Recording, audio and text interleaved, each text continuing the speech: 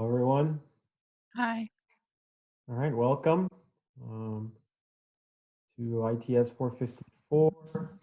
This is our last week before finals. So today we're doing our presentations. The only reminder I have is that you have the final exam on Tuesday next week. Make sure you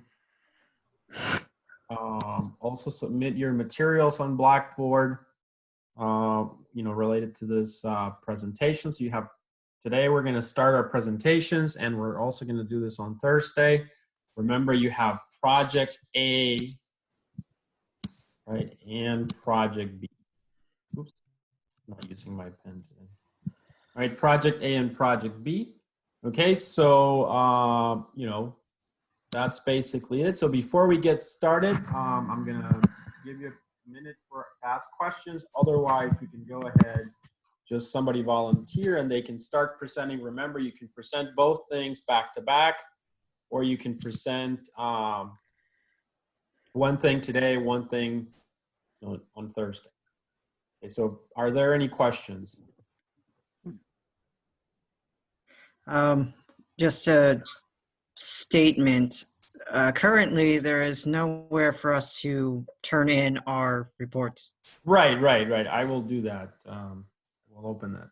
Okay. All right. So are there any volunteers that want to go first? Question. Yes, please. For Project A, all we're doing is the second part of the VPN lab. That's what we're showing, right? Or just the whole VPN lab? That's a good question. So really, it's up to you. Technically one is homework, one is project, but if you think about it, you do need to have the tunnel working, correct? For the whole VPN to work? Yes. So technically speaking, you would have to have both up. Okay, that makes sense. So I just wanted to make sure that's exactly what we're presenting. So. Yeah, I mean, it's a full VPN. So in essence, you would want to have the tunnel first, all that routing going, and then, do the cryptography and talk about that. Yep. So if I just show our 3 VMs, and that would be all you really want to see, and then the process of us doing just TLS. Just elaborate convincingly that it works. That's about it. I got a question when we get a moment. Yes, go ahead. On the VPN encryption, they talk about the end where it's getting your own certificate. Yeah. Are you expecting us to do that too, or no? As I said, you can do as much as you could there. I didn't really make it so that anything was required per se. Okay. But I know some groups have done quite a bit. Others have done a little less. So we'll see how the presentations go. Okay. All right. Anyone else? If I've discussed with the rest of my group, and we want to present on Thursday, are we still required to be here for the rest of the presentations? Or? You're not. Because of the situation, I can't make it a requirement. But it'd be nice if you, because people will stay to watch your presentations. So, Okay. Solidarity, but I can't force you to be here. I will. I believe I am recording this. Let me actually double check. Should be in theory. Can't make anyone do anything. Let's see. I'm recording this video. Okay, so it's your time. So who would like to go first? As I said, present A, B together, or just one and then the other one on Thursday. It's up to you. Well, if we got no takers. All right. I was so hoping, Daniel, is that you and your? Yes, sir. Or just you. And then I've got Xiaofeng and Zhidong. Okay. So you're presenting as a group? Yes. All right. So are they here? So let me get your name. So I have to get your. Zhidong Shao, he's here. And I don't see Zihong. Can he speak up? Yes, I can. Jadong, is that you? Okay. Yeah. And then who was the other person? Zaihao Feng. I don't see him right Okay. now. He might be there, but I just don't see him. He's not here. Okay. We were just on prior to this working on it. Okay. All right. So you have the floor. Go ahead. All right. Let me let's see here. Oh, I can't share screen. There I can. Now I can. Share screen 2. Don't start the washer, please. Sorry, guys. Anyway, okay. So So what are you presenting first? this will be the VPN. When will you do the other presentation? I think we're ready today. Is that correct? Okay. So you're gonna do both. Okay. But first you're gonna do VPN. Okay. Yes. Okay. So VPN, obviously, we have the yeah, let's go ahead and cancel this. Okay. At this point, the tunnel is up. You all see the tunnel's up here with the tunnel packet. We can ping 53.1. Let's see, this one would be 1, so it'd be 5. And you can see that it's getting the packets through the tunnel here, and it's hitting over there. And I don't like the way this thing's working up here, but this ought to work. Okay, so that's the server, as I call it, Ubuntu 2. Ubuntu 1 is the client. And I will ping back the other way just to show that it goes through the tunnel. Oh, actually, I guess I should show you my, let's show you the IP addresses. I got somebody texting me too. Okay, so the IP addresses of the client, we have ENS33. That's our connection to the server itself. We have another one, which is, it's just my internet connection, so I have internet connectivity, not used at all for that. And then my ton, which is the 53. And then back on the server to show that one. That one has the ENS33. And that one's the 10.028, so that connects to the 2.7. The ENS38, which is connected to the number 3 system, and then the ton, which is already connected to the VPN connection. So back to the client, number 1. All right, so at the client, we run our TLS. Oh yeah, sudo client, and we tell it we're TLS client in the right folder.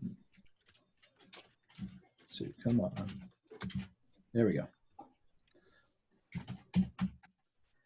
TLS client, what we want to hit, there's multiple different ways that you can hit it. Let's see, it's the VPN lab server.com and then the port number. And it's not hidden. VPN lab server. Can you do www? It's I may have to restart the VPN server. It's not going to matter because I've set them both to go to the same IP, so it's just gonna do the same thing. So let's go back, restart the VPN, the TLS. Oh, that's why I killed the TLS.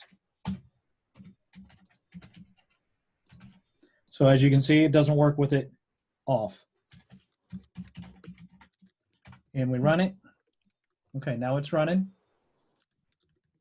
I mean, yeah, we don't need to do that. I mean, I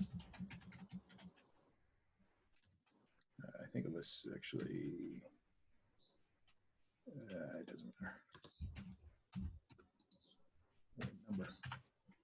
No, that's not that one. I wanted, yeah, it's in the list.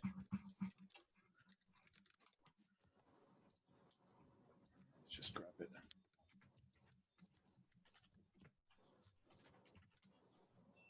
And I'm remembering how to do that. Anyway, skip my lack of knowledge on Linux and go back to what I'm supposed to be doing. So now if we run it, either one, it gives us the information.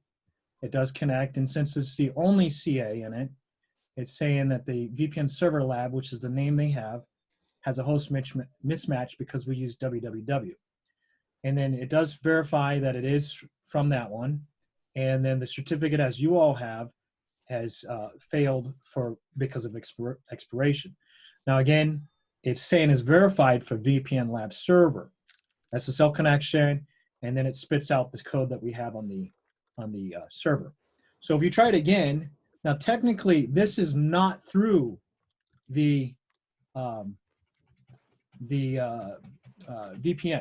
because it's the same thing as hitting 10.0.2.8 is going to do the exact same thing. It's going to work. Again, it's going to say host mismatch. Didn't work. Verification. And if we show our ton, there's nothing going through the ton. So if we, and just for the name, so it doesn't say name mismatch.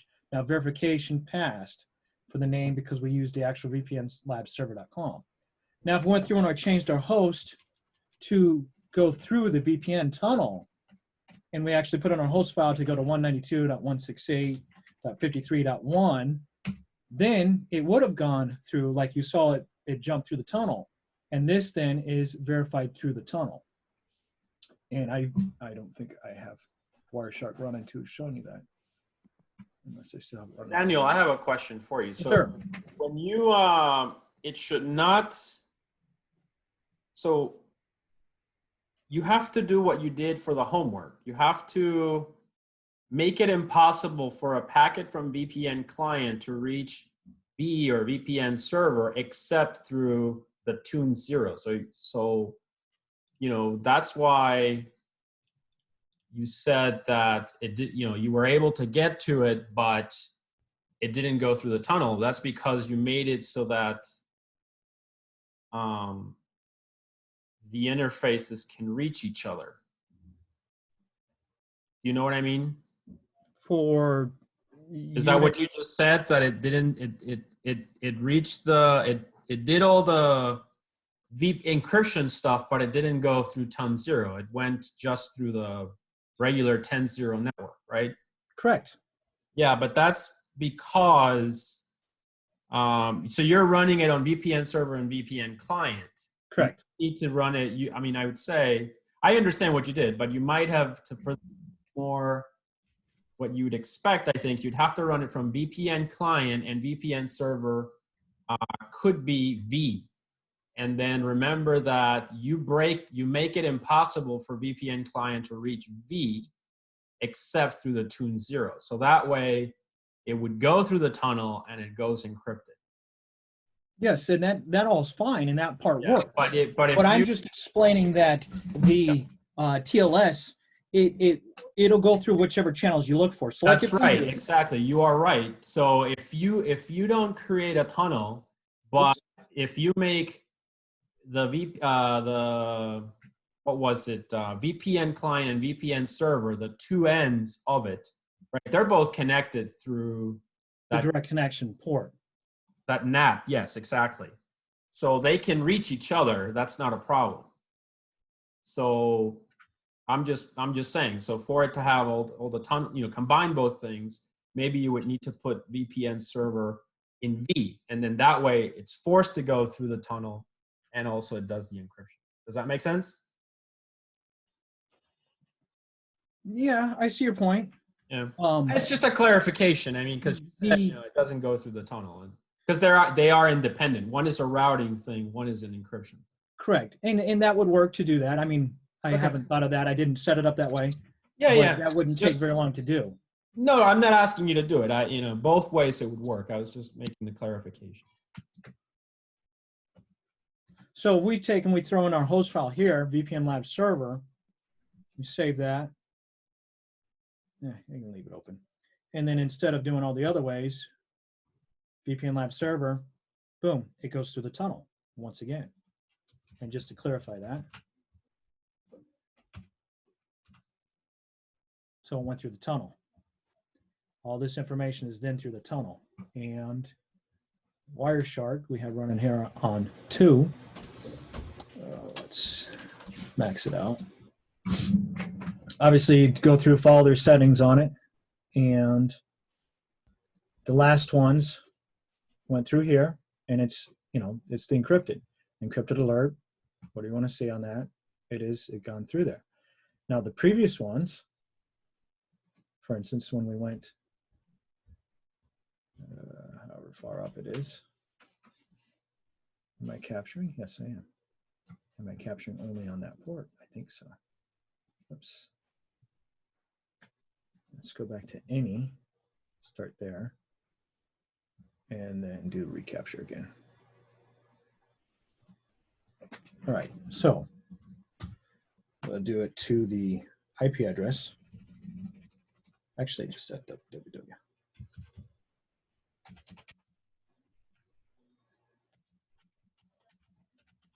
So the vpnlabserver.com. We went through to check on Wireshark. Went through, as you can see, it did the IP, straight to the IP from 7 to 8, back and forth. And got that done. And then after that, it went to the encryption. So you've got absolutely no idea what it's saying.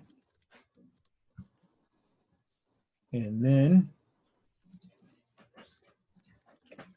back to the VPN Lab server through the tunnel. Let's see here.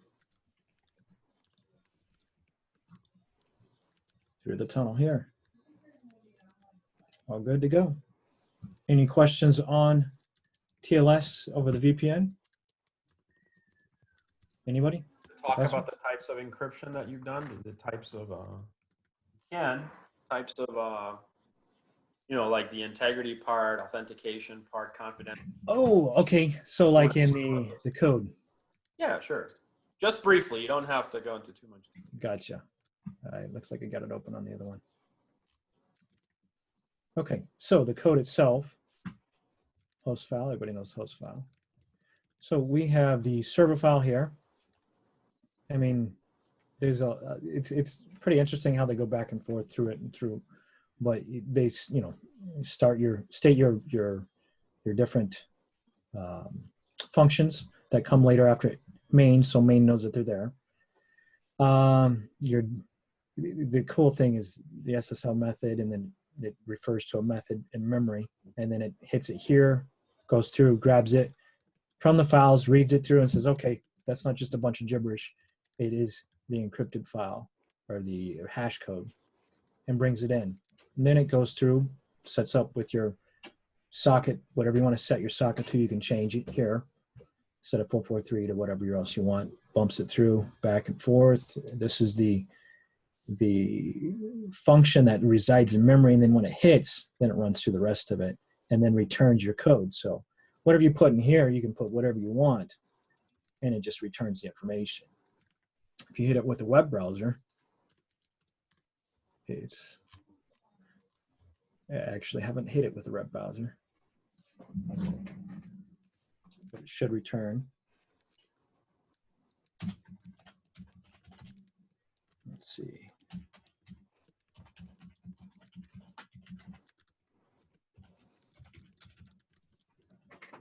Webserver.com and not hitting it. It should be lab server.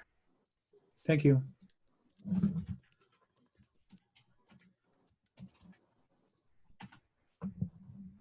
Your connection is not secure.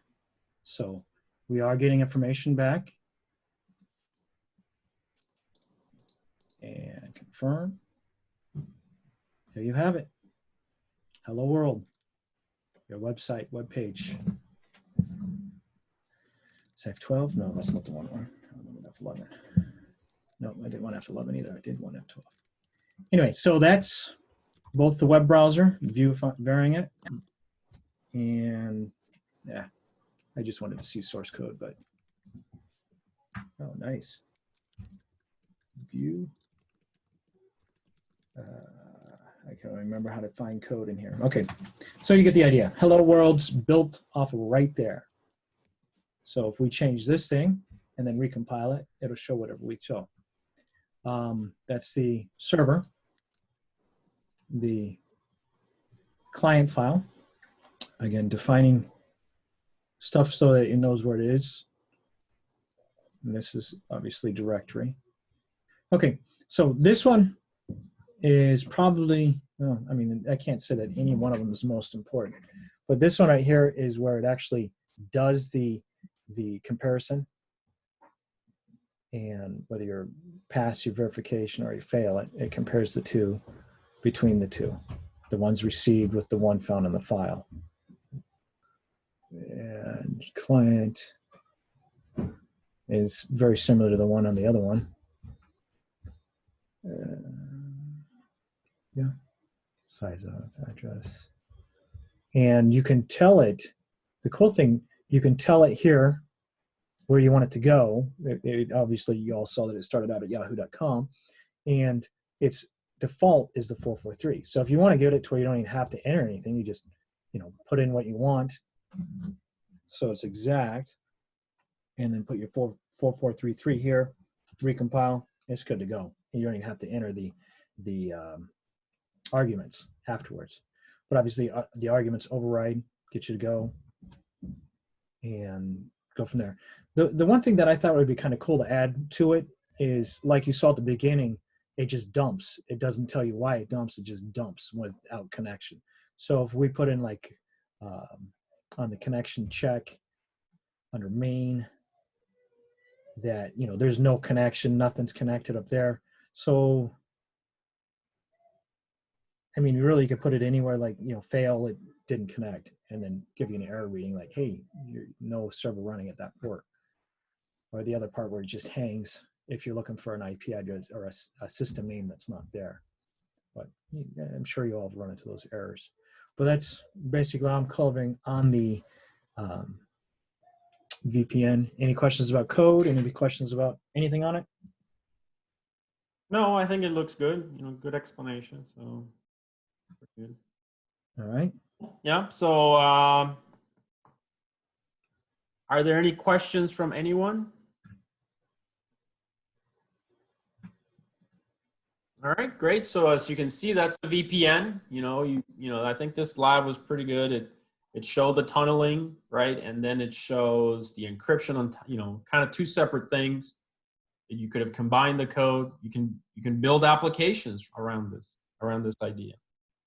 All right, and it's written in C, so it should be efficient, and you can make it even more efficient. Sure. All right, great job, guys. Daniel, Jadong, and Sihao. Okay, so are you now going to present your RCM, or are you gonna wait? Jadong, you do want to present that, or you want me to present that?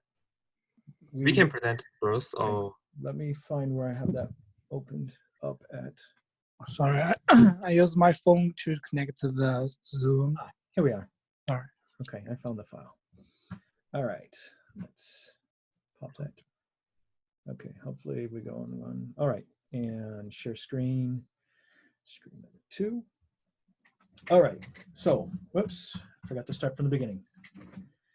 Okay, risk and analysis assessment of DHS, and this is not Department of Homeland Security. This is, as you'll see, a fictitious company name that we created with our initials, as we call ourselves. So, just thinking of something going on. This company that we presented, it makes masks, the type that, not just hypoallergenic, but the ones that everybody's wanting right now to take and protect themselves from COVID-19.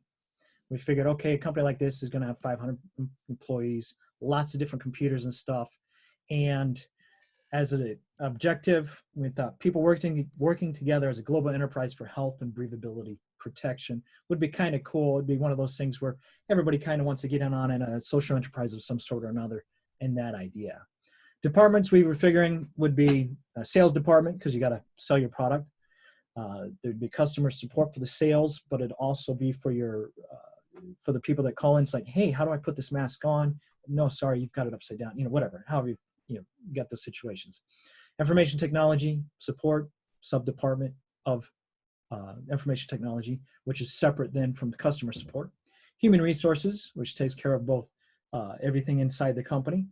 Research and development department, which is going to figure out what materials to use, what's the best fit on somebody's face. Do you need to make different sizes or one size fit all? The research and development company, part of the company would take care of that. Production, obviously, then is going to be building the product, quality control, maintenance of the production equipment, and then logistics, shipping it out to the customers and to the departments. So we figured, okay, this is going to be a pretty good sized company. It's going to be big. It's going to have lots of things to go. So project scope, we followed a lot, as you saw in the example that we were given. I mean, basically word for word, change stuff out. You've seen it before. You'll see it again. So then objectives, we restate our objectives of people working together as a global enterprise for health and breathability protection. We thought, you know, as this company, it'd be nice if it assisted our local and global community in maintaining everybody, help them to maintain their health and wellness. We also want to continue this company to keep it going and to grow and keep creating jobs for, again, our local community and throughout the world. You know, we can create more companies, more locations. And then obviously you want to increase your customer retention. The more customers you got buying your product, the more money you're going to have, more things you can go. And so expand and grow as necessary. So assets, we thought, okay, there's going to be all kinds of different assets. The product designs and development, the concepts we have of our product, you know, the look of it, the feel of it, and all that sort of stuff. How the product is put together, and integration, prototyping, testing. You know, where did we come from? What did we start out with? You know, did we start with you know, whatever product we started with on our iterations to where we currently are? On the right hand side, product logistics, the mode of transportation. You know, how are we shipping it? Are we loading these things in pallets, and then we're shipping them out to companies, or are we, you know, setting them in little Amazon boxes and shipping them out individually to customers? You know, we've got that all figured out. There's storage capacity of our on location or our warehouses, wherever we got it, and then security of what we supply out to the customer. Back to the left, down to sales leads. You know, everything that we've done for sales, the people that we've contacted, we don't want our competition knowing who those folks are and how much they're paying us and all that sort of stuff. Where we got those contact leads, whether it's from advertising, the trade shows, direct mailings, third parties, whatever we did for marketing and finding that out. It might be from our website. And then to the right of that, privacy data, our market analysis. You know, how did we, the customer that we've got, how do we get them? And we want to keep their information private from being stolen or lost. And customer lists, what do we got here? Segment our users based on a set of criteria and user experience. So like, for instance, our customer list, we may have people who've complained and we want to get their ideas on how to make it better. And then we'll send that on to the department, research and development. Web presence is an asset in our reputation. If our website gets hacked and it gets defaced, then that takes a major blow on our reputation. Take, for instance, what was it, TransUnion or Equifax, whoever got hacked. I was like, oh my goodness, that's got everybody's financial data. So their reputation was hurt. We got to protect that. You know, the personal website, or actually corporate website is what it should say. And then the Facebook, we're interacting and mingling with customers. We don't want somebody creating a fake website thinking that it's us and it's not actually us. And we've got that twice. Okay, marketing strategies. Next slide. Physical assets. So those were our intellectual assets. The physical assets are the physical property, the inventory itself, the production equipment, the people, and the buildings themselves, our facilities. So we've got to keep our employees protected and our hardware protected. And I went the wrong direction. Come on. Am I not clicking? Okay, there we go. And risks. What type of risks are potentially going to hit us? So, you know, most devastating would be a natural disaster of some sort or another. We're going to go straight down the line. So the power loss is a slight an issue. Hacker attacks for data theft or DOS or whatever they're trying to accomplish. Port scans, user errors, unauthorized physical access, hardware theft, logistics, like a truck accident or something. You know, losing product that was being shipped to a customer. Hardware failure from lack of maintenance, whatever, you know, it just failed. Unauthorized surveillance. You don't want somebody just coming and spying on your employees. So we put together a risk and control matrix. The risk of the threat, the probability of the threat, severity of the damage of the threat. The high we've got in red, The yellow's medium, the low is blue, as in a cool. It's not a heavy, hard effect on us. So obviously, natural disaster, the probability of a natural disaster hitting us is very low. The severity of the damage is potentially very high. Let's take, for instance, a tornado or something to that effect. Power loss, it's a little bit higher that would happen, but not quite in something that we know is going to happen. It's potentially going to happen. The severity of the damage, if the backup generators and the battery backups don't kick in, then we're instantly down, and we've got to keep, figure out a way to get power to the machinery, to all the servers. If we have the risk of threat of a hacker trying to get our information, I'd say before COVID-19 and trying to get our plans and whatnot, the hacker attacking us would be quite low. After COVID-19, you might have a lot of people looking for the design and where they can get it, because they know customers are everywhere. And obviously, if a hacker attacks, the severity of the damage from the hacker is going to be high. Again, on the right, these are the mitigations of those threats. Physical would be the insurance, battery backup generators, policies, training for hackers, hardware, and whatnot. Port scans, continuous. If you guys have ever watched your logs on your firewalls, you'll understand that you're continuously getting port scanned, whether you're a corporation, whether it's your physical house, whether it's a server you've got on AWS or wherever, you're constantly getting hit with port scans. Everybody, well, not everybody, but everybody has that always happening, whether you know it or not. That's always happened. So the fact that you've got port scanning going on, that's not really it's not going to damage you. It's the problem is if somebody didn't take, and the next line, user error. They didn't take and close the port like they were supposed to. They accidentally opened the wrong port, left it open, whatever. That then is a very high severity of damage, because then the hacker can get through and get into your systems and cause all kinds of mess. So the way that is via training, policies, testing. Keep your people working on being vigilant, staying ahead of the track, and keeping things the way they're supposed to be. And control metrics continued.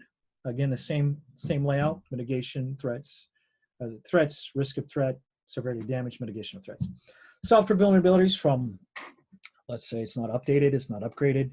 That's high. If you're right in the middle working with a customer and then your system or your program crashes and it's like, that's terrible. You got a bad reputation then with the customer. If it's your website, you keep your updates, your policy log, you keep on it. Unauthorized physical access. It's very low that would happen. You keep your doors locked. That actually would be severity of damage if unauthorized physical access. I think we got that inaccurate, but access control, surveillance, guarded. Hardware theft. It's potentially, people like to upgrade their equipment at somebody else's expense, depending on what they stole. And, if they steal your local keyboard, yeah, it's more of an annoyance than anything. If they steal your server, big problem. Logistics accident. There's always the potential for a crash on the roadway, and severity of damage, you lose that entire crop of product. It's going to be tossed. Hardware failure, same. Move on. And finally, unauthorized surveillance. Somebody else is keeping a camera on knowing your routines, knowing your employees when they go where. The best way to mitigate that is through policies for your employees, and have a very good relationship with your local law enforcement. I don't know if we have firewalls in there. Security breach, the probability is low, but again, the severity is high. All right, so our controls, being number one control is insurance to cover like the crashes if that were to happen, and cover the load of product going out. You could also get insurances to cover against different things within the company. It depends on how much you want to pay and how much insurance you want. It's got that, you figure out that balance. Again, generators, battery backup, policies, training, hardware maintenance upgrade, update schedule, and replacement parts on hand. If you have replacement parts on hand, you got a secondary server. It's like a cold state where it's ready to roll, and you got your backups. You can roll up that new server and get it going. IDS firewalls for access control, you read all that. And secure system diagram. Jidong, would you like to discuss this one? Yeah. First of all, we have authorized users, and then if he want to access into the database, he would meet the firewall. The firewall will protect the sensitive data. When users through the firewalls, it will meet the web server and application server. This will handle the inspections, and through this one, the user will successful to log in the sensitive data which is stored in the database. And then can you move on to next one? Here you go.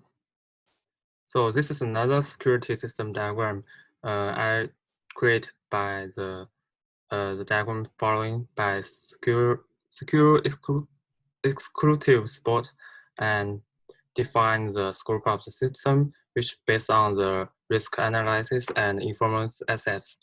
And then it will get into the evaluate assets, which will further based on the formula to analyze the assets. Then it will get into the define security management system. Later on, it will get the train and build roles to protect the security system. Okay. So. Does anyone have any questions? Can you go back to the control?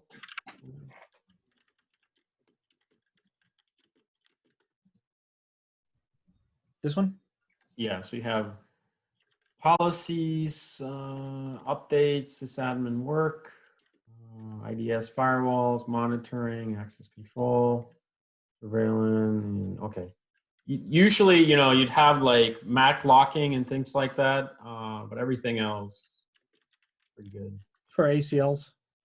Well, not MAC lock. Yeah, so MAC locking is something where you don't let people connect into your ports. Yes, I'm sorry. I'm forgetting that ACLs refers to the within the Cisco routers. But yeah, access control list to me is MAC locking, to where you've got an access list. Oh, okay, got it. Yeah, I'm sorry, I didn't further explain that. That's fine. No, that's fine. Good, great job. Thank you very much. I appreciate it. You know, great job. All right. Thank you. So, are there any questions for this group? All right. If there are no questions, who wants to go next? Corey, Mitch, and I can go next if. Okay, thank you. Go ahead. Yeah, we're gonna do both back to back. Okay. I'll have my screen shared in just a moment. Can you state the names again, please? Yep, it's Nathan, me, Corey, and Mitch all together. Okay. So we're gonna start with the RCM project. All right. All right, and this should be on there now. Oh, wrong screen. Let's see. I'm just gonna have to go like this. It's going to a different monitor when I do the presentation mode, and it's not the monitor or the screen that I'm sharing. So I'll just do it from here. So our project is a risk assessment of MNC banking. It's a similar naming convention to Daniel's, where we just use initials for our company. So to begin with, for our scope, obviously we have to determine different objectives of our company, our assets, risk controls, all the things you saw in the previous presentation as well. So for objectives, as a bank, our goal is to provide customers with different abilities to access saving, checking account, loans, different ideas of that. This is very sensitive information in a user to user basis. We want to make sure everything's secure, whether it be anything to do with user credentials or just their money or their accounts in specific. For assets, our company has our physical equipment like ATMs, our workstations and computers within our building, routers, switches, all those typical networking devices, as well as like the physical locations. We must take those into account as well. And then, like I was mentioning, whether it be customer data, employee data, credentials, all very sensitive information when it has to do with like banking or something financially related. And some of the risk we can bring up and draw attention to would be, so on like the software and like account side, there's obviously like ransomware, spam, viruses that are always at bay that we have to make sure that, you know, our system is properly protected for. We wouldn't want to lose or have any data exposed and not accounted for. Obviously, malicious activity, Daniel even mentioned that you're always being, I believe your firewall is being doctor checked in a way. So things like that, DDoS, privilege escalation, and even potential of like disgruntled employees stealing equipment or personnel or some kind of information they shouldn't. Then there's a few other risks that we go into, like misconfiguration, ensuring that we keep up maintenance, and then some natural threats. There's always, you know, these curveballs with flood, fires, tornadoes, to severe thunderstorms if we're working with servers and connections, and then just general dust and ensuring everything's clean and updated properly. Now, for the controls, we would implement something similar to like what Daniel was saying, and this is by no surprise with firewalls. We would have ACLs implemented. MAC locking, for instance, is another thing. We have the MAC authentication near the bottom you can see here, as well as just filtering for spam, things like that, antivirus, pins for authentication, and as well as like employee training to ensure that everybody's on the same basis of ensuring that everything's secure and kept up well. Now, with all those covered, I'll go into the control matrix. I have an Excel sheet here with most of it, and you can see that among the threats, it's similar to what we mentioned so far. So we have like different viruses and things to account for, and the severity of how big of a threat those would be. So obviously these are nothing to mess with. They're very high. You want to make sure that everything is accounted for. Spam would be like a moderate one, ransomware and DDoS and all that begins to become like the severe higher threats, as well as any kind of like fire, tornado, things, anything like that is a very severe threat. But then you'll look over along our control matrix. You can see some things that are severe, their probability is a little bit moderate to lower, whereas there's some things where spam, for instance, is a lower concern and the probability is extremely high. It's very common. So this gives us a good visual to account for all that, as well as on the right-hand side of the table, you can see different assets that would be targeted by the threats. So for instance, like virus, obviously this is a hardware, software, and data concern. Controls that can mitigate this would be like the firewall and things like that. Whereas like natural disasters, you'd have different kind of drills in place and policy and control to ensure that employees are ready for these kind of scenarios and familiar with what to do. And then as far as like scareware, misconfiguration, and phishing and stuff like that, this is all stuff that either we'd have to train to identify, train to do properly, like misconfiguration, as well as implementing the proper antivirus and protocol to prevent that. Now, going back to the slides, after reviewing this matrix, this would be like a visual of our network, for instance. Now we have like a main server and a main office branch here. And this has multiple different workstations, for instance, and 2 ASAs, and then routers that branch from this. So we can have connectivity to our clients, connectivity to other branches and end users as well. And this is where you would see some of those controls implemented. So for instance, like the firewalls would have ACLs configured accordingly. There'd be MAC locking accounted for on devices to ensure that, those like mentioned, the ports are not being used by unauthenticated, unnecessary users. And that wraps up the majority of our company and our project for the risk control matrix. I'm not sure if there's any questions so far, anything to touch up, any of the class. No, I think it's really great. You have Excellent. the there, so I appreciate that. And then you Perfect. have your RCM. Yeah. and just to go back to the matrix, the one good thing I like for this is that even though there's several different threats among it that are very, plenty of different categories, it's important to have like these assets and controls on there where you can correspond, this is what it's targeting, this is what we have to, secure, and this is how we would do it basically. So Right, I agree with you completely, because at the end of the day, you end up with a lot of documents and a lot of things, but the RCM is a one single picture. Absolutely. Everything together. So I agree with you. It's central to everything. Excellent. Yeah, and it allows us just to like we were able to do with the visualization of the network. You can just correspond to that and see, okay, this is how we take this from here and start putting it into this physical implementation. All right, great, excellent job. Thank you. Are there any questions for this group, guys?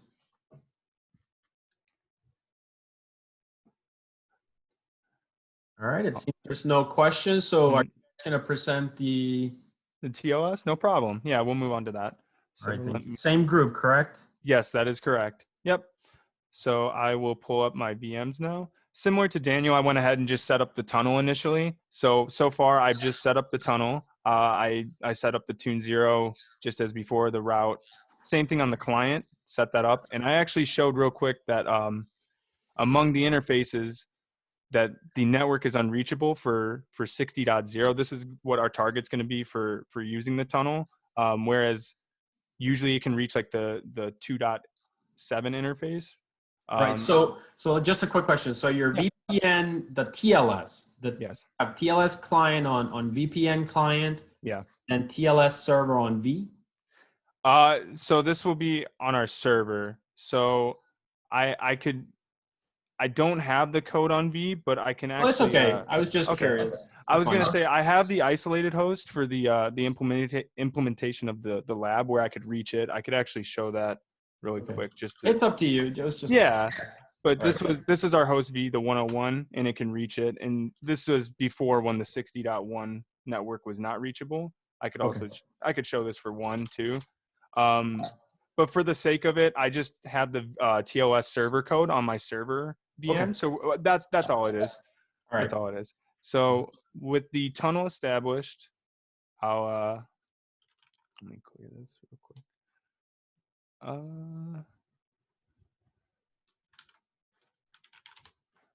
With the tunnel established, I'll go and start those programs. So we'll run TLS server on the server, and then we'll do the VPN lab server, same thing, the URL provided in the lab. So we're going to do on port 443, enter, same deal. We have the verification as well, and it goes through using AES 256 encryption. Everything's successful, and it shows what, the hello world that you guys are familiar with, what it would have printed out. This is from the TLS code. Now, you could see on the server side that it has established this connection. I received it in the host. And if we go into the Wireshark capture, you could see, let me see, the protocol here. You'll see the TOS is used amongst this. It does the client hello, server hello, and exchange amongst 59.2, and it reaches 60. So this would be our tune interface, and then it reaches the server machine here. And as far as I think some of the code was shown as well. There's some things that we changed with in like etc host to make sure that it was mapped to the right server, as well as in the code, I think it has a host name in the TOS client program where you adjust that to what you're going to use. And you could see that the packets were obviously caught in this tunnel and transmitted between the two. Same deal here.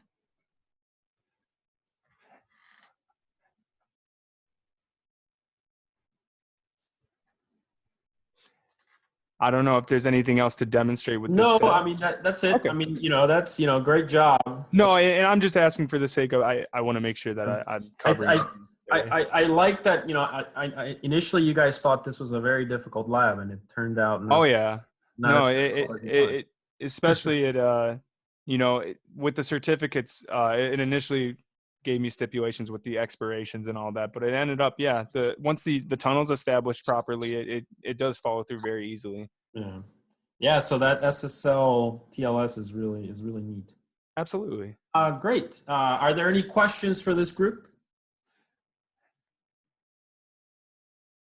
And one thing I will say is I have a Yes. question for you, Professor Calix. Now, Yeah, go for ahead. submitting this, you just want a report type similar to the VPN? Yeah, I need some documentation. That's fine. Yeah, I just wanted to a touch on report. that. Yeah, a report for the RCM and a report for the VPN. I will open 2 Dropboxes because I need to grade those differently. And so I will put your grade once your documents are in there. All right. And so before I wrap up on our projects, I don't want to take up too much time for the Yeah. other students. So for the RCM submission, it will include like the presentation Excel file or anything like that as well for deliverable? Yeah, put a zip file in there. Perfect. Of Because the I was slides, your report. That's it. Yeah.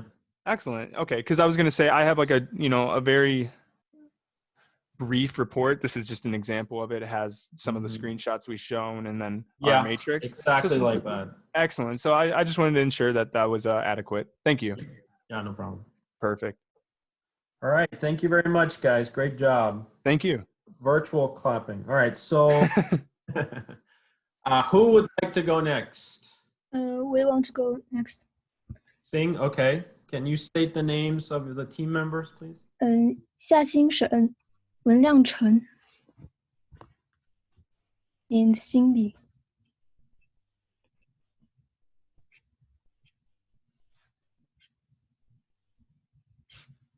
Okay, so Xiaxing Chen, Wenliang Chen, and Xingli. Yes. Okay. Go ahead, please. So today we want to present. Our presentation is the RCM. And hello everyone. We would like to share with you the site code 3655.com. And this is a company that provides e-commerce sales.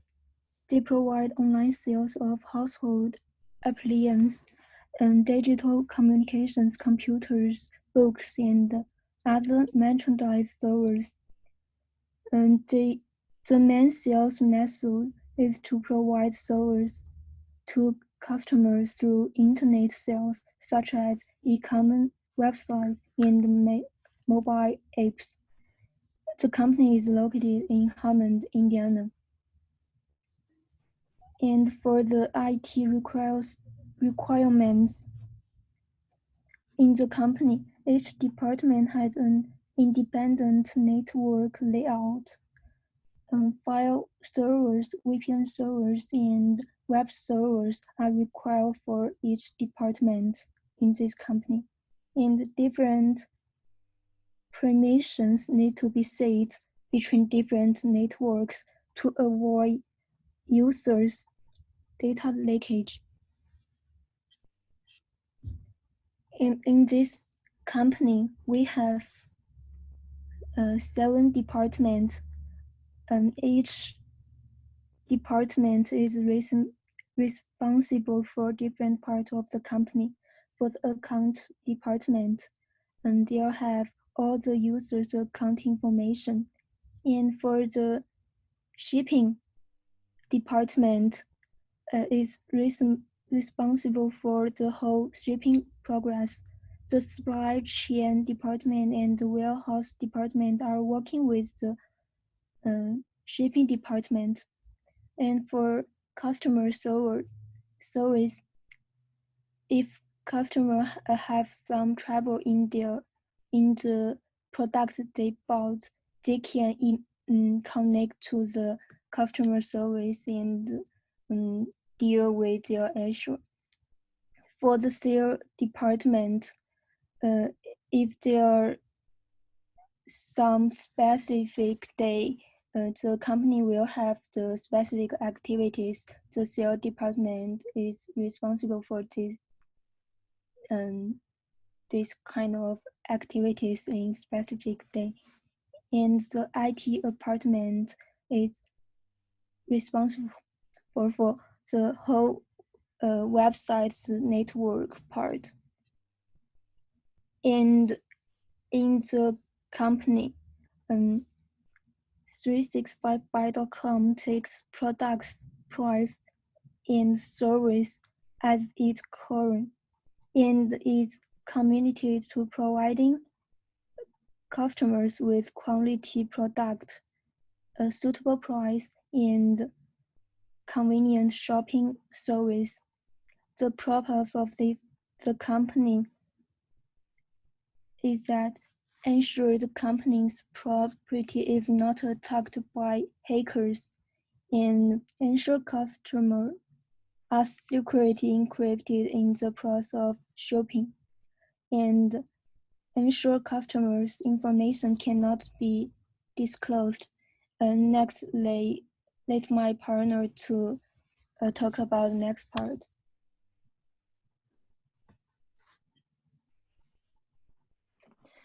So first, about the assets in our in this company, we're considering the internet router, data center reliability, integrity of the network, and the integrity of store file and database information, and the availability and integrity of the financial system, the procurement system, and maintenance and production system.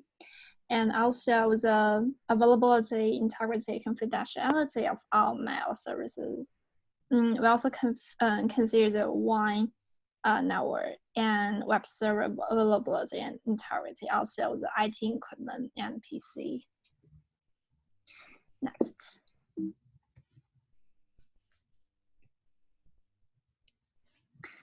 And there are some risks related to those assets, like the outside hacker attack, accidental fire and flood, and unauthorized modification of control system, and like corruption, theft, loss of information, and tax errors to affect the different kind of system, like maintenance, production system, or server system, and also the web request flooding attack. Also, the attacks may affect the web server, so customers are unable to access. And also, the breakdown and malicious access to the equipment of this 365buy.com company. So this is summarization of what we have mentioned before of the sets and threats. And now we can see we have a risk priority for each threat and a control for each threat. For example, so like we have the admin password only, and we prepare the disaster recovery plan for some physical accidents like fire or flood. And also the firewall is the most important part here, like layer firewalls and servers, and we have firewalls and policies, different kinds of ACL, and also encryption. And then we can, so go next slide. So we also have the level of risks for each one. You can see they're high, they're extreme, and they're medium.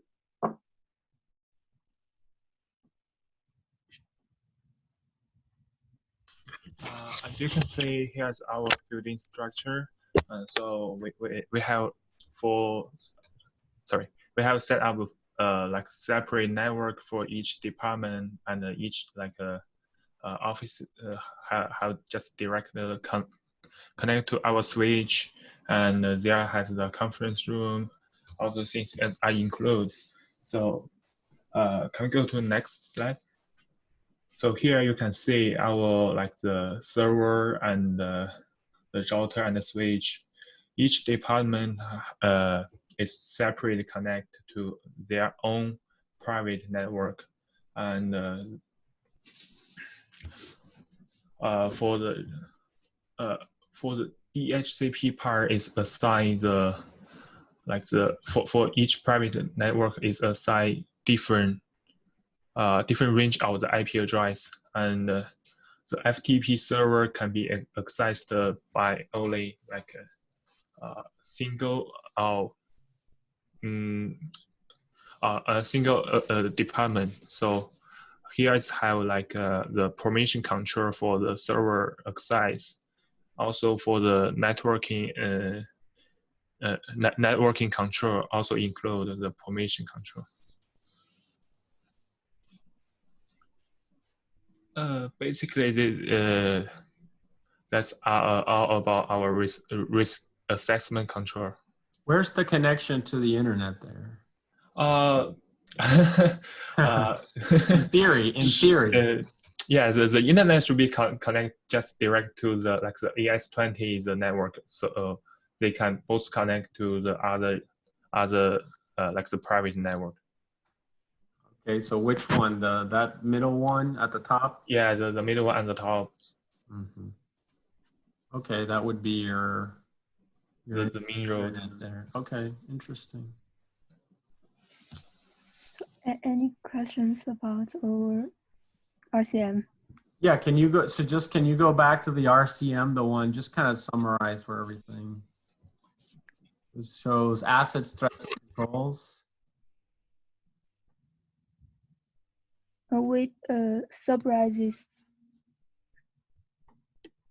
Okay, so you have assets and threats. Yeah, so I would just recommend that you have one single table. One single table, exactly, that links assets, threats, and controls. It's just it's called a risk and control matrix. It's the idea is to everything of value in your company has been analyzed in some way, and there's some kind of control in place, however simple it might be. But great job. Thank you very much. Are there any questions for this group, guys?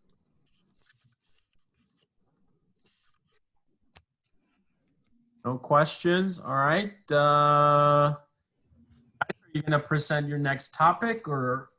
We will present in Thursday. Thursday, you're going to present the VPN on Thursday. Okay. Yeah.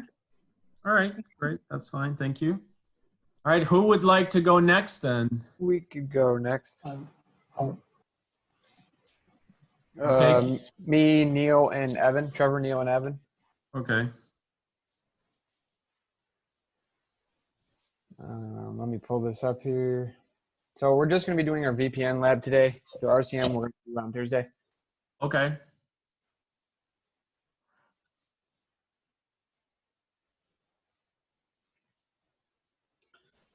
Okay.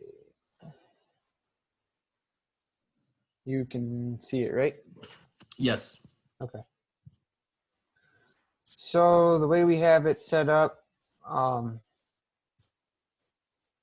we have obviously VM server, VM client, host V. VM server as the router has two sides, one at 10.0.2.8. I'll show you those two sides quick. So we got ENS38, which has the connection to the 192.168.60 network. And then the other side has ENS33, which has the 10.0.2.8 network. However, the client is not physically connected to the server. We made it so that it wasn't possible to ping, so that there is no physical connection, so that the only connection that it has is through the VPN. Now we can confirm that works by pinging the other side of the router. So 192.168.60.101, and that is the successful connection. So that shows that only through the VPN it's connected to the network. Now, in order to get the TLS side started, we can go to here and we can start the TLS server. Once that's started, we can go here. Obviously, we had to edit some things in host. I can show you that real quick.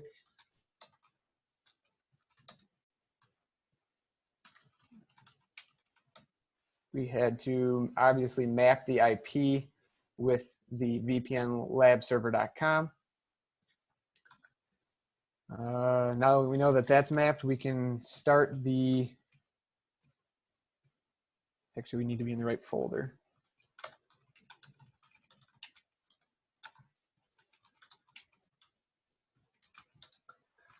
Now we can start the client side of the TLS, which is done with that command. It maps it to the vpnlabserver.com with the port 4433. And there we go. We got a verification passed. As you can see, as all the other groups I've showed, we had the certificate, and then we have the successful SSL connection with the AES 2256 encryption method and the HTML code displayed. And to confirm that it's good on the server side too, we got this message as well, SSL connection established. And we can also look at the packet tracer and see the packets that went through right there. Now, there's really not a whole lot I can say because I feel like it's already been presented like 3 or 4 times. So, yeah. Would you? So there. I noticed that you used that 192.168.53 for the in that pack file, yeah. Yeah. That's the is that tune 0? Is that? Yes, it is. Okay. So you need to go to tune 0 in order to get to the VPN. Is that how it works? Correct. Yeah, that's the only connection that it has to everything else. Okay. That's how it's supposed to be, right? I mean, no, I'm not saying it's wrong. I'm just okay. Think how you did it. Okay. I think what I have thought is that everyone would do from VPN client to V, because you've already established that you can tunnel through into VPN server, but then you would get it. But I mean, this is fine. I think what you guys did is from VPN client, you try to connect to that 53. Correct. Yeah, okay. And the only way to get to that is through the routing rules that go through the tunnel, right? That is correct. And yeah, the same thing works to get to host V too. We have routing rules set up that bring it to host V through No, but you have your VPN server your TLS server on VPN server. That is correct. Yeah, and your TLS client on VPN client. That's correct as well. Yep. Yeah, I understand. Yeah, I think that's good. I think, it shows that you guys understand everything because everyone is doing it a little bit different, but all correct. Great. Cool. Like to talk a little bit about the code or? I mean, did you show that the packets were encrypted? Yeah. Okay. Yeah, the code itself kind of confused me. Okay. We had to change a few things in the code as well. Mm-hmm. I believe in line 42, we had to add this verify callback for the SSL just to show that it was getting that connection, I believe. I changed this as well to the host name so that it wrote it directly to www.vpnlabserver.com. Yeah. Okay. All right. Yeah, great job. Are there any questions for them, guys?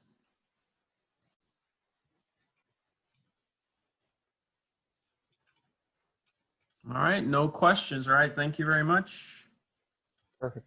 Yeah, we'll be presenting the RCM on Thursday. So. Okay, on Thursday, that's fine. Yep. Okay. Okay, thank you, Trevor.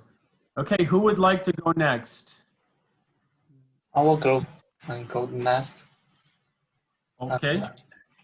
I will go with the VPN lab, and Alicia will go with the RCM. I'm sorry, who are the members of your team? Alicia, and me, and Jackie. Jackie, Alicia, and Changshi Yang. Yeah, Jackie Tirado, Alicia Guerrero, and Charlie. All right, please go ahead. Okay, first I will share my screen. Okay, can you see my screen? So this VPN is a client VM, and it conclude the VPN server, but VPN client and the TLS client, and this VM is the server. So it will conclude the VPN server and the TLS server. So as the initial part, and just like the other tools did, we just run the VPN client on the client and run the VPN server on the server, and then when I turn on the 2.0, and as we can see, we can receive the package. Also, I also turn on 3.5.1 in this machine. Yeah, in this machine, and we can get the tune from the terminal, and then I run the TLS client on the cloud. First I run the server, TLS server on the server machine, and then I run the TLS client. So this is the IP address of the server's address.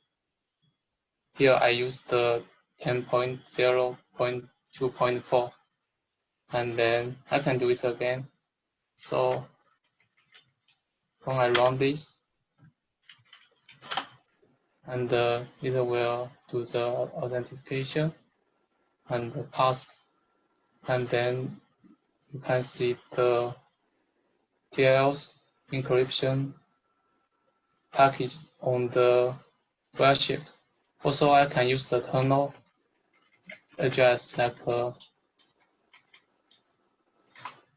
192.168 and 3.1, and then I think we can capture the encryption part from two tunnel. Like that, capture the encryption part package from those two those source, and yeah, from those two. So just like that.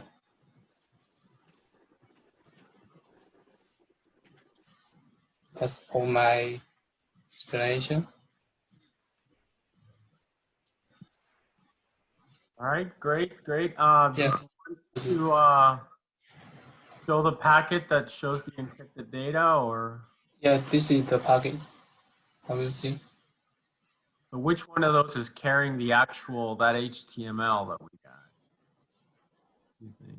Oh, HTML? That data that is sent carries it.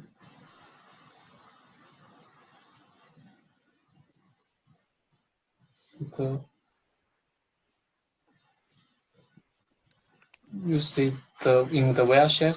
Maybe that the one that said application data, maybe. Right.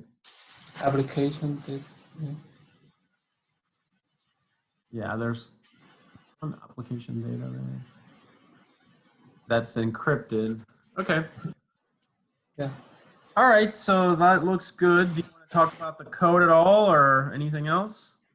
I think they all talk. Yeah, I get that it's a little bit. Yeah, so thank you. All right, yeah. For joining. Okay, are there any questions for this group?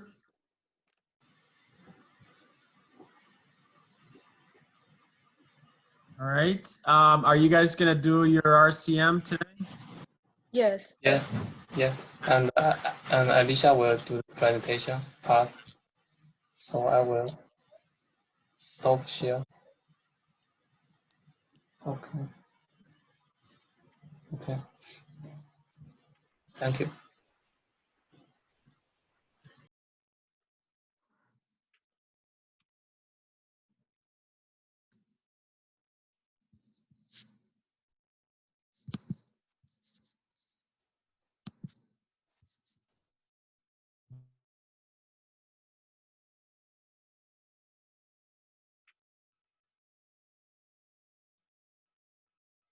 So we decided to do our presentation on a fictional company for healthcare insurance.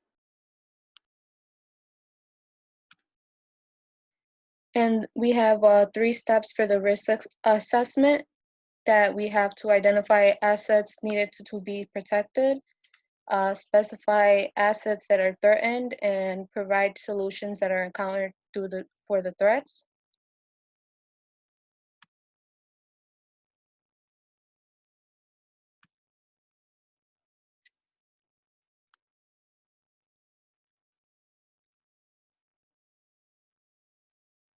We have our security risk assessments, that are natural disasters, human error, advisory threats.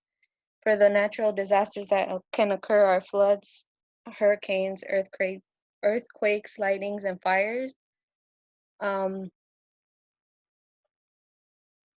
can cause loss of data due to servers. And then for the human error, there could be like phishing, people phishing for data from employees. And then there's third-party vendors, insiders, trusted insiders, privileged insiders, which could like hackers and stuff that could get into information and cause threats.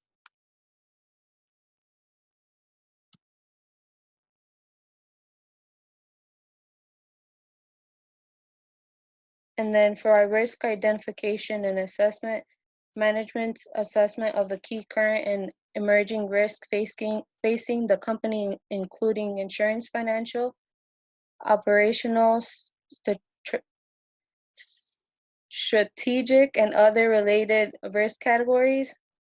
The risk assessment of the company's financial and business plans, and the report of the company's expected future financial condition, and periodic stress testing performed in accordance with any regulatory or policy requirements. And our objective for the business is to provide insurance and protect customer information.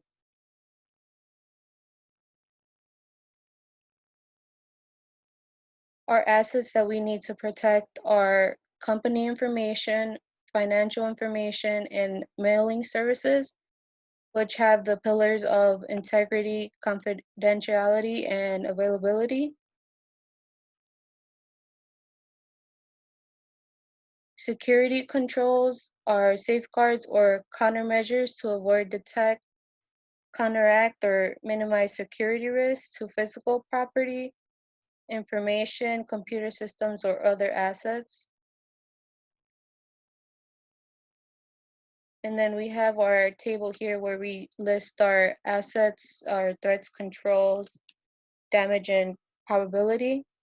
For our customer information, it is a medium probability of theft loss, of corruption. And then we have our financial information that is also medium for theft loss. And then our controls are firewall policies and our severe damage. And as well for our financial system, we have attacks and errors that can occur, which is low. And then our database integrity, corruption, loss of info, threat, as well as our firewall policies for the controls. And then our mailing services have attacks slash errors and is severe for the damage and medium for probability. And then we have our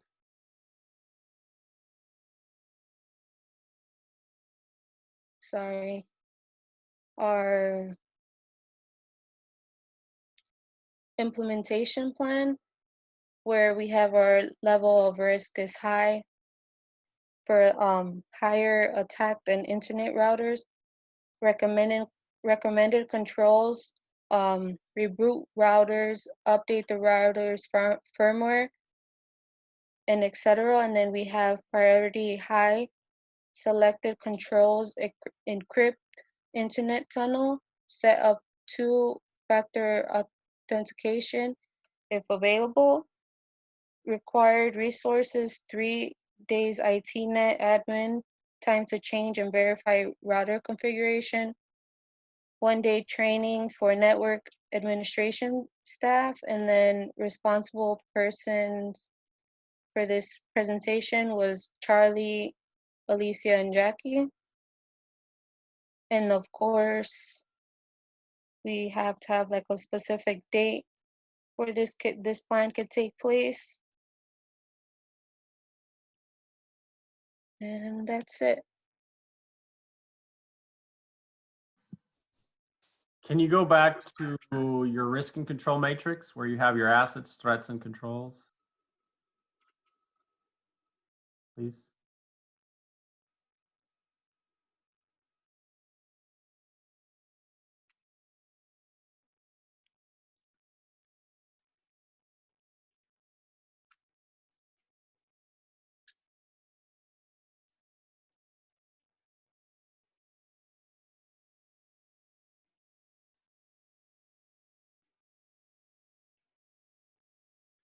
Okay, so yeah.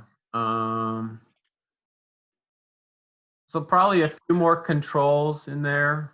And maybe you'd want to be a little bit more detailed about the assets. That would be my recommendation. So you're going to have a lot of assets there. Yeah. Okay. And then, all controls, we've seen a lot of things. It's good to have policies in there, so that's good. I don't have a question. I was going to mention that the Yeah, group please, go ahead. before them, the group before them and their group did a good job of using something I think we overlooked was the Sienna model, like the availability, integrity, making sure they touched on that as an asset. I think that was something that I definitely could have added more of to Yeah, no, you have a valid point there. An RCM is not a fixed thing, so you can make that spreadsheet. It's good to make a broader connection to something like that too. Yep, to put in the principles that which absolutely, yeah, the pillars. Yep. Yeah, that's a very good point. So, and that's great. It's as I said, this RCM is not meant to be like, oh, it has to be this and this and this. It's really, it's a mapping, right, of assets to pillars to threats to controls to risks to probability. You build one single document that can hopefully capture as much information as possible. And that's why I like to stress that, this is a very powerful security instrument, even though it's not really technical. It's a very important thing that, because here's the thing, when something happens, like there's a breach or there's some kind of event, no one's really going to go and going to say, oh, show me your ACL configurations first. You know what I mean? They're really going to go to something like this first. This document, who is responsible, and this document will get a lot of attention before you actually start going into the technical things of what ACLs were there or anything else. Does that make sense? Absolutely. Well put. Yeah. So it's an important, the big four accounting firms make a business out of just creating these things. And, before it actually moves into the technical things. And one thing they had in this slides, just the fact that they had a person responsible for the controls, that in itself is very important. That you have that, everything is because what's the point of creating a perfect thing if nobody is checking it or implementing? So, yeah, you need something to reinforce it, which that accountability of having one person to it. Oh yeah, I agree. There's got to be somebody responsible for all of us. Yeah, great. Excellent. Excellent job, guys. Are there any questions for this group? Where'd they get the great pictures? Yeah. Fucking lagging ass shit. All right. I think we just have enough time for one more group, possibly. So They may just be able to do one of the two topics, but who would like to go next? I can go next. Okay, so can you state the names of your team members, please? There's me, Justin. There's Zach, Sai, and there's Hector. Okay, so Justin, Sack, who? Sai. Yep. Hi. Sack, are you there? Yep, there I am. Okay, great. And who else did you say? I'm sorry. Hector, but I don't think he can make it. He can't make it. Is he not here? He's not here. Oh. Okay. Yeah. All right. So I only have time for one. Yeah, I mean, we'll see. Well, let's see. But it's almost 7:30. So, Okay. which one do you want to present first? I'll do the code first. So which one, sorry? The TLS. Okay, TLS VPN. Good.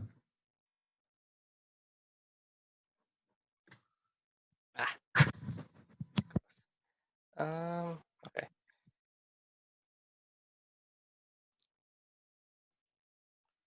Okay, on the client, I have the tunnel running, and same with on the server.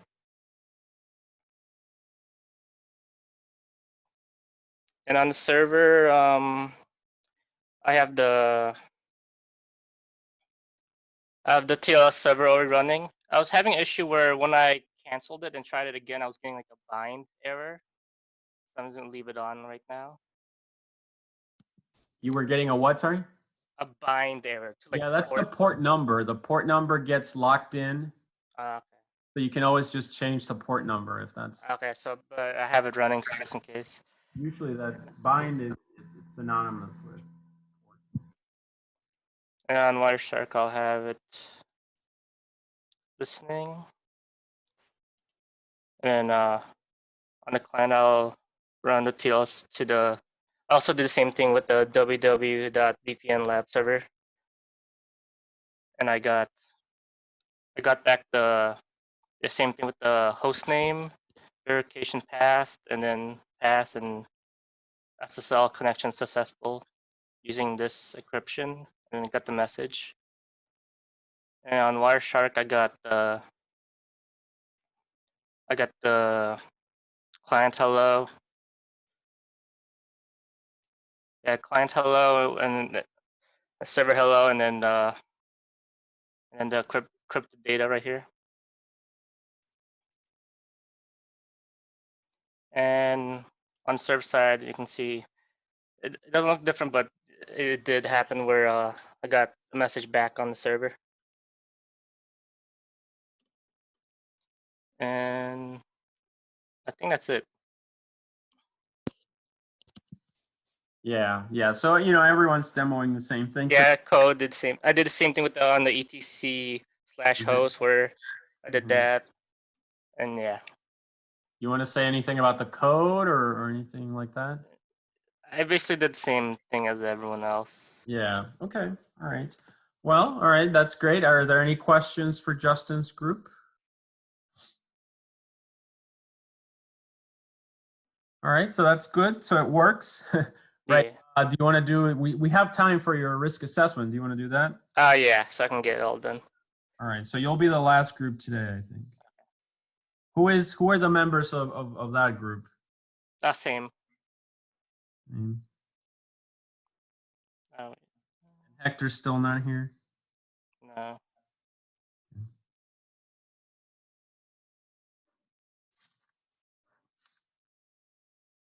Okay.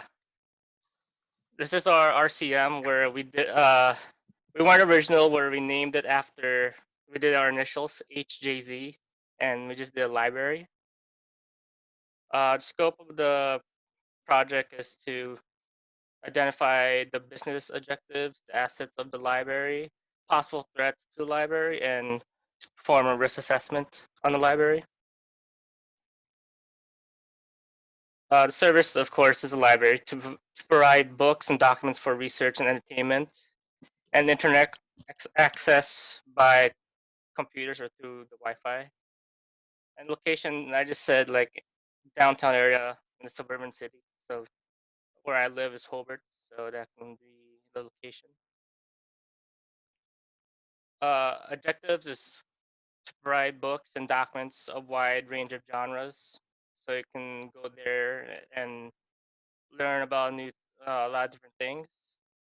Provide space for people to study and research several different topics, like where you don't know anything about VPN, so you can go there and study about it maybe.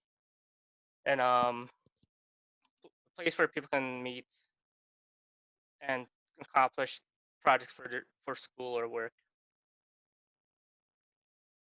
The assets of the library are the library building itself, computers, switches, routers, cabling, wireless access points, televisions, and of course books.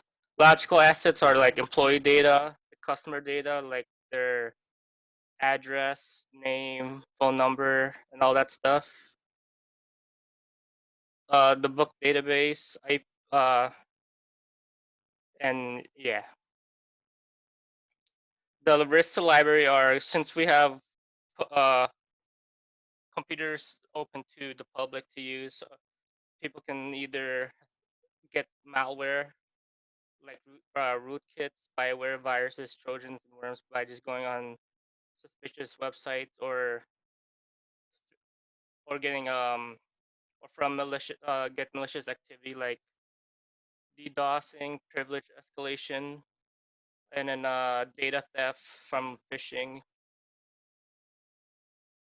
More threats are, in a physical sense, are theft of someone like stealing a book or physical hardware like computers and stuff like that. And then natural disasters. Since we live in Indiana, we're prone to almost everything except for hurricane. And then fire, flood, power outage. And since it's a public area, people can go in. It can be a gunman risk or a bomb risk. And errors, other risks are out-of-date hardware and software and access control. And then this are our risk and control matrix where decides the severity of the damage, and then this is the probability of it. And since it's a library with a bunch of paper books, fire and flood will be very severe. Where if our books burn up, we can't get it back. If it gets water damage, we can't get it back. Probability of fire is moderate since there's a bunch of paper, so any small accident can turn to a big fire. And then the flood, it's pretty low because it can rain a lot, but that can cause a flood, or just a pipe or sink breaking and flooding the place. But I don't think it'll take over the whole building. Like I said, in Indiana, there's a bunch of natural disasters, so severe and moderate probability. And also, the assets that can be damaged are books, physical equipment, employees, and customer safety. For fire, the controls I did were fire alarms, fire extinguisher. Flood is just proper maintenance on the building. And natural disasters also having it pre-planned to go through any natural disaster like tornado and stuff like that. And then, like Daniel said in his insurance, where it can, if it did happen, we can get some of our assets back with insurance. And yeah, it's a library. Someone can easily steal a book and book or like equipment. So controls for that are those metal detectors at the doorway. So if anyone passes by with book, it'll set off, or like a metal detector where it can catch someone if they're taking a book, or also for the gunman and bomb if they have a lot of metal on them, so it could be like a gun or a bomb. And also power outage is also a risk where people might be on computer working on something, and if power goes out, they might lose all their software, their data they were working on. Control for that as a backup generator. And this is more of the attacks that can happen where rootkit, spyware, ransomware, and privilege escalation can happen since people have access to computers on the network, and it can, if this is able to happen, they might be able to steal data from the library or from customers or employees. Solution to this is the same thing we do at our school, is a deep freeze. So once they log off, nothing saves, and then network access control to control what users can do on the network, and a firewall. Firewall is a basic thing, and then antivirus software to catch anything caught on the internet.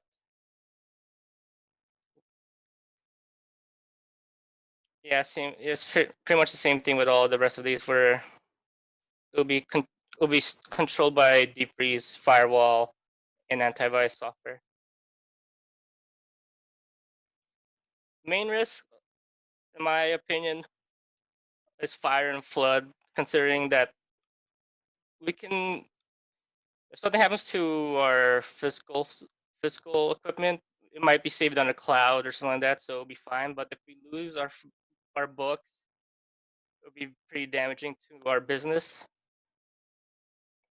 And a configuration error, like one of the public computers having admin rights or like too many rights, a network will be bad, where they can steal data or do things that they should not be allowed to.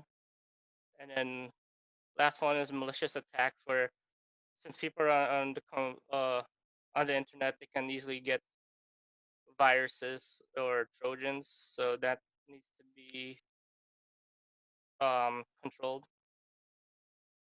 Controls are antivirus software, defreezing the systems, fire extinguisher for fires, monitoring of what people are doing. So if they're doing something sketchy on the computers, we can stop them or at least have evidence. Cameras for cameras just for safety. Maintenance on the equipment and software, so they're up to date and they can do what they need to. Firewall is an obvious thing, and then for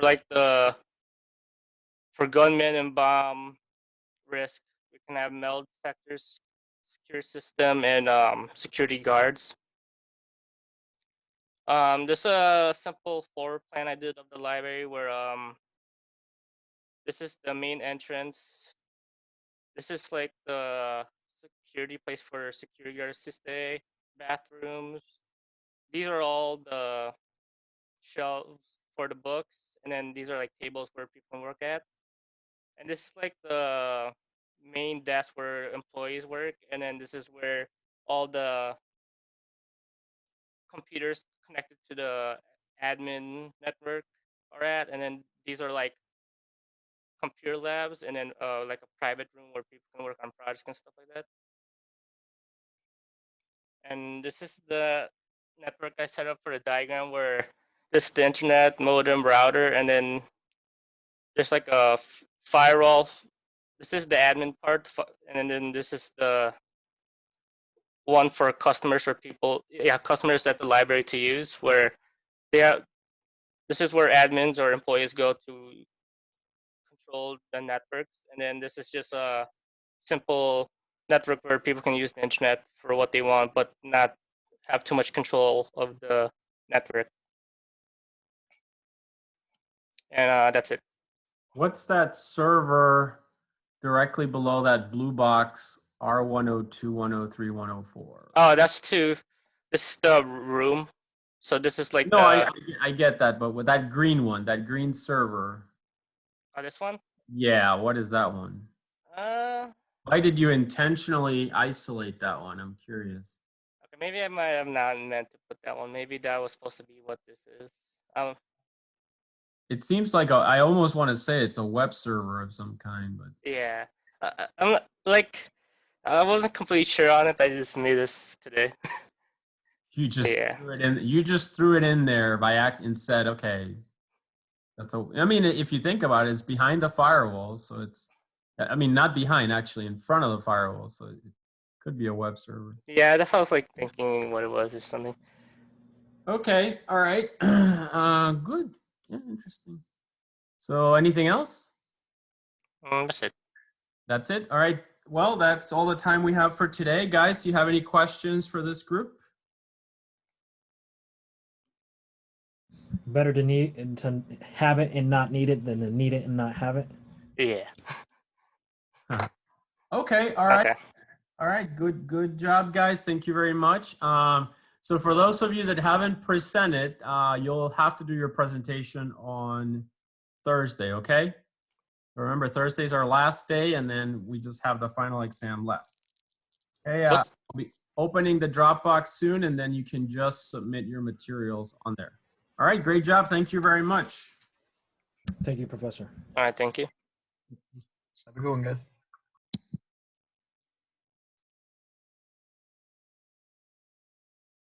Professor Calix, would you like these individually submitted, like the labs were, for instance? Say that again. Sorry. Do you want these submitted like individually, not one person? For the projects, submit them individually because it's just easier for me to grade that way. Okay, that's fine. You can put the names of your teammates and everything, but if you submit them individually, it's more of like an administrative thing for me. It's just faster if I do it that way. Okay, I'll look for the Dropbox then. Thank you. Yeah, thank you. All right. Professor, Yeah. Along those lines, I know you're not going to want copies of the entire VM. So Yeah, no copies of VMs. Yeah. So it'd be best to just put all our files together in like a folder for the server, a folder for U, and a folder for V, and then submit that all together zipped up. You can just put the code in there if you have any code that you want to submit, and then the report, make sure the report is very clear. Remember, I have all of these things, so I can always. Okay. Thank you. Yeah. Yep.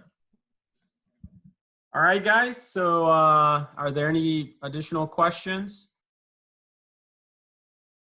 Nope. Nope. All right. Great job. Thank you. And I will see you guys on Thursday.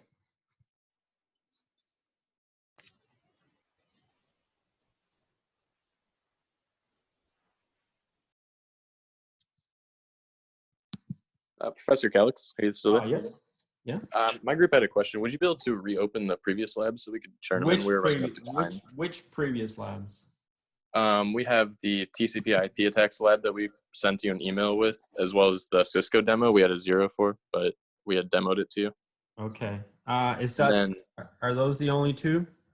No, we have the firewall, the VPN lab. I think we turned in, and then the this IDS snort lab to turn in. But the drop boxes for those are closed, I believe. Can you send me an email just detailing which labs it is that you, I will reopen it, but just mention which ones. And then I was also curious, for the video that you had for the RCM project, you had said to create a YouTube video for it, but since we're presenting it. Well, I had said that when I had 3 hours of using Zoom. Okay. So we're just going to present it in here. Don't worry about making a YouTube this video. Works, right? You saw it today. It works. Yeah. I just want to make sure. Yeah, it's better this way. Easier. All right, we'll go ahead and shoot you an email then.